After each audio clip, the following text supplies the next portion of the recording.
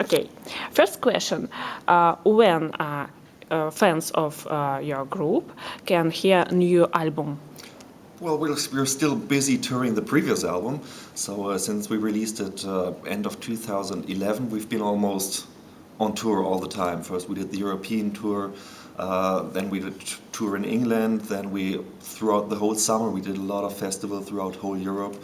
And right just before with this tour, we are coming from South America, where we did some shows. A couple of shows we did with Slash, former Guns N' Roses guitar player in Brazil, which was very, very nice, and some headlining shows in Argentina and Mexico. So right now we're still busy touring, and I think we're gonna start songwriting beginning of next year.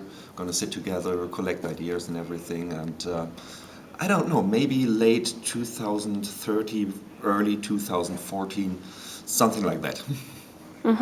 Because I know in 2030 a new album in Avantasia. Yes, yeah, that's true, that's true. In this new album, you play? No, no. No, it's Toby and a lot of different musicians and singers, but no one from Edguy as far as I know. And you want to play in Avantasia or not? I already did. I did some solos on the first albums, but on the other hand, I think it's good to have to separate those things a little bit. I mean, if too many members of Edguy would be involved in Avantasia, then it would be certainly a big mess where nobody can divide anymore, which is now the project and which is the real band. So it's, I think it's cool if Toby does it with different musicians.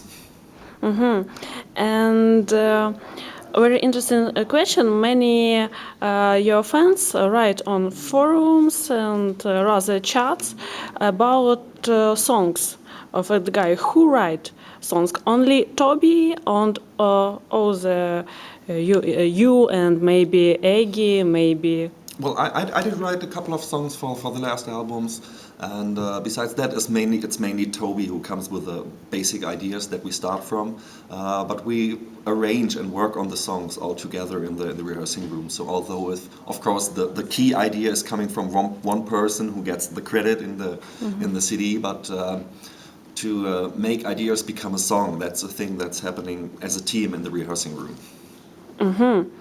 And next question I read about Scorpions. It's the last year of his career, and I read very interesting moment. Scorpions go from the stage, and their place Edguy. For Edguy, it's true or it's... Well, they said that once. Of course, it's a big honor if they, like the Scorpions, say that we are one of the German bands who could replace them. But in my opinion, you can't replace the Scorpions. They are one-of-a-kind band. But they seem to like us. I mean, they invited us on their farewell tour. We did support them in Germany for, I think, 12 shows or something, which was a very big honor, and they are very, very nice. And I don't know, maybe they see a potential in us that we could become an international successful band as they were. But you have to remember, times are different now. I mean, when Scorpions became successful, it was in the 70s, 80s. It was a lot less bands out there touring the world and everything. I'm sure Scorpions can never be replaced, but of course we would feel honored somehow to fill the hole at least a little bit that will appear when the Scorpions will finish their career. But I'm not quite sure if they will definitely finish their career right now, because I think they enjoy what they do so much. So we will see. Okay, and now in our days when we have Skype, Facebook, you every day meet and go on repetition on or we can call your friends in group and make repetition, for example, in Skype. Yes, but yeah, we don't do that. No, of course we have a Facebook page, and Toby's using Twitter every now and then, but we try to keep it on a very, very low level. We know that these things are very important nowadays, since especially through Facebook you have the chance to contact your fans directly.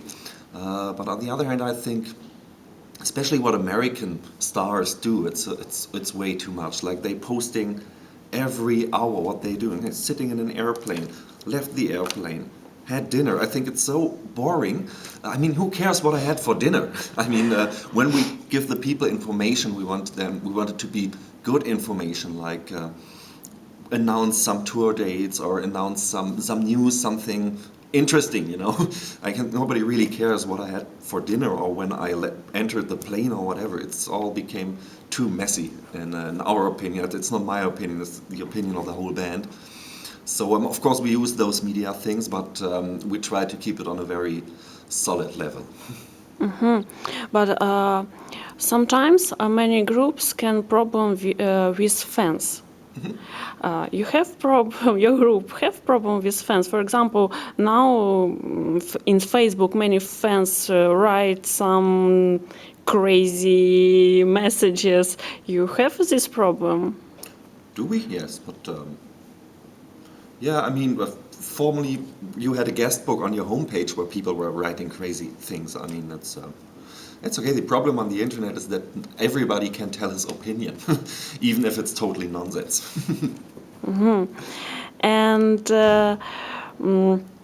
many fans I read in forums write you not play not so popular songs. You play only hits.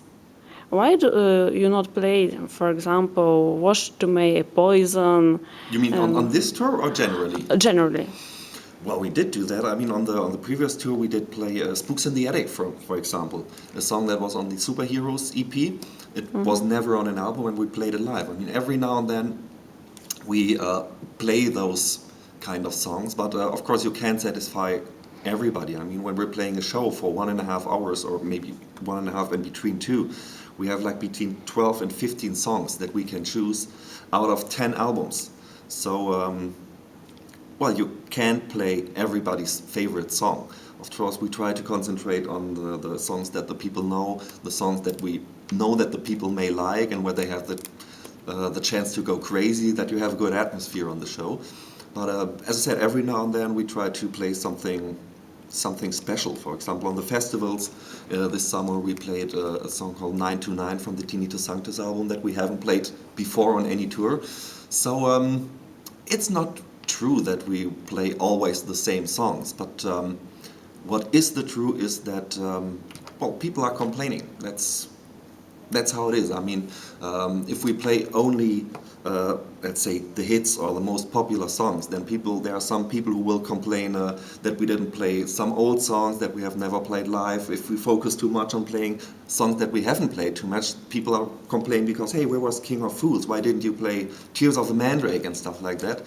So it's always a tough decision. So we try not to think too much about and try to make decisions out of the stomach and coming from the heart. Like, okay, we just what it feels right for us. That's what we play.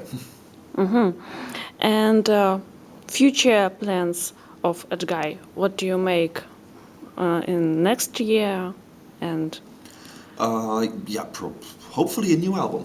Yes. And as I said, we've been so busy touring with this album, and this tour is going until beginning of December. Then we have 2 more shows in December, and then it's you can call it Christmas break. And I think beginning of next year we're gonna start pretty early, meeting in the rehearsing room and sorting out ideas and working on a new album. And do you play only power metal or maybe in rather still music, rock, of course? I don't know. We will see when we write the songs. You know, we never make a kind of master plan.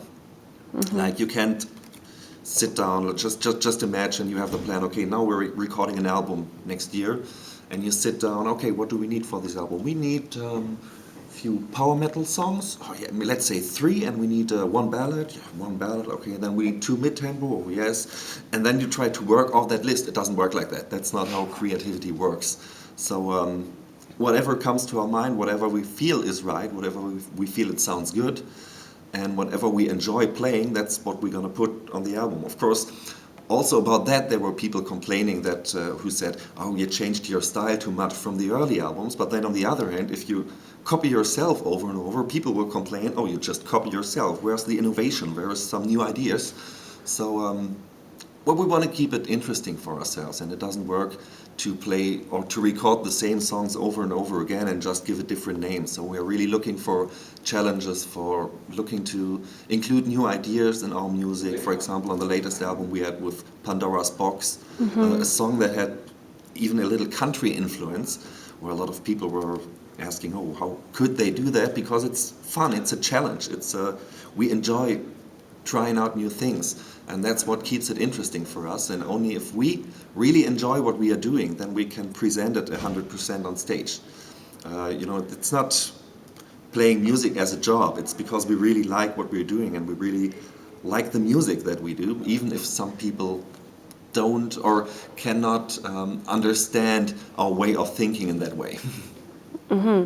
And last question is, what you want to say Ukrainians? I mean, Ukrainians fans.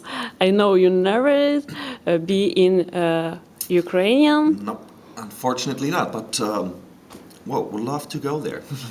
I would, at least, honestly speaking, I would love to go anywhere where people want to hear us. So whenever we have the opportunity to go there, we will be there and hopefully meet some new fans and friends. We will see.